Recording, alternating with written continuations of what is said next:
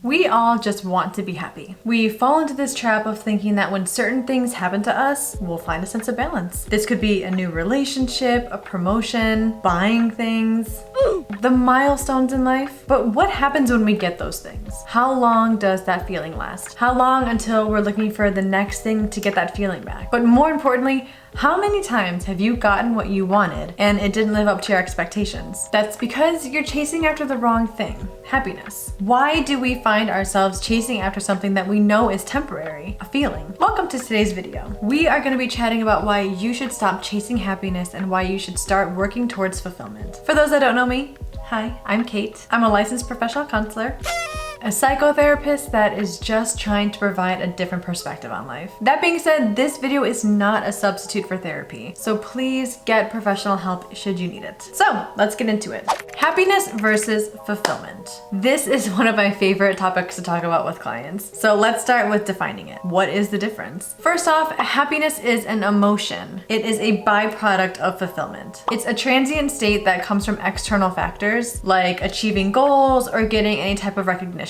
Moments that bring joy or pleasure, like whenever we're hanging around our loved ones. But we aren't designed to be perpetually happy. Fulfillment, on the other hand, provides a lasting sense of contentment and purpose, even during really challenging times. Simply put, it's a state of being. But this happens whenever we engage in activities that align with our values. I like how Simon Sinek said it.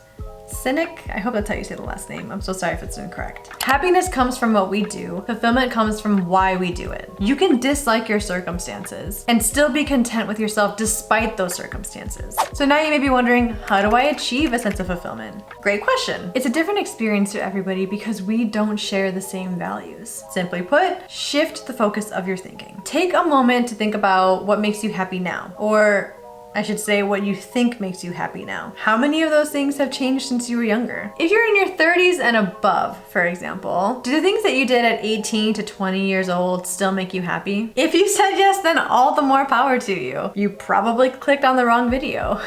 But seriously, we don't value the same things as we did when we were younger. When I was 18, my sole focus was on living life to the fullest, partying. I valued my social life over everything. Now, I value my alone time.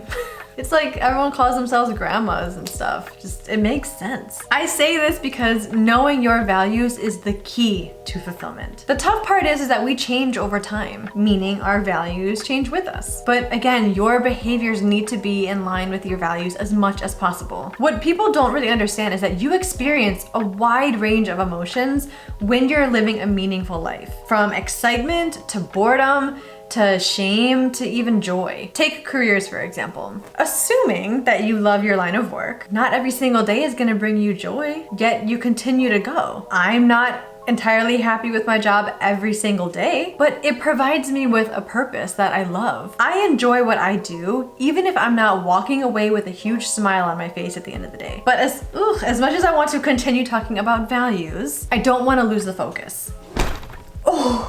So if you are interested in this topic, please stay tuned and maybe even subscribe because that video is definitely coming up. Anyway, to achieve this, start with your values, shift your mindset, and then your behaviors.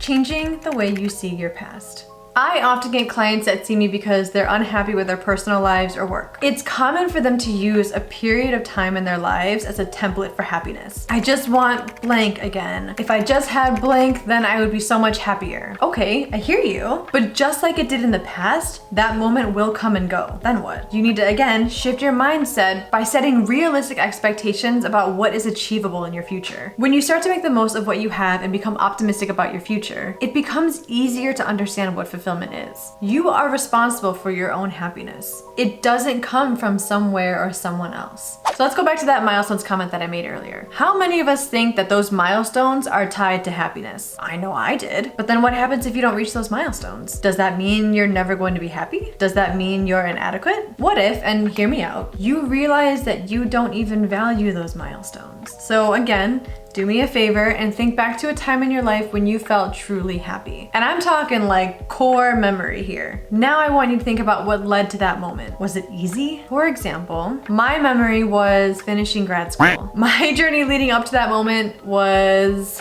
tough. with a lot of failure, a lot of hard work, a lot of sacrifice, and a lot of training. But I was so happy because I accomplished something. But I felt fulfilled because I then realized I had meaning and I had purpose. I wasn't really chasing something that was superficial. When you work for something that's meaningful, it sticks with you longer. Did you really have to work hard to buy those few items on Amazon, especially when they're gonna be coming in like 1 to 2 days? Or did you really have to work hard to change your lifestyle for your health? Just something to think about. I bring this up to help you see your past in a different way, and hopefully in a way that separates your previous definition of happiness from fulfillment. How can you use this mindset going forward? So yeah, that's today's video. The best part of aiming for fulfillment is that you're going to experience those waves of joy along the way. But that's the point. Happiness is in the journey, it's not the destination. So stop pressuring yourself to achieve this unattainable goal. If you take away anything from this video, I hope it's that you make more space for natural emotions when you stop trying so hard to convince yourself to feel one certain way. Just take some time to align your behaviors with your values. From my experience, it makes the biggest difference. You may not see it right then and there in the moment, but your future self will be thanking you for it. Happiness shouldn't be your ultimate goal because you're going to be working towards something that changes in an instant. So yeah, feel free to subscribe. If not, feel free to follow me on Instagram. My handle is intricate. Otherwise, I'll see you at the next one. Thank you. Bye.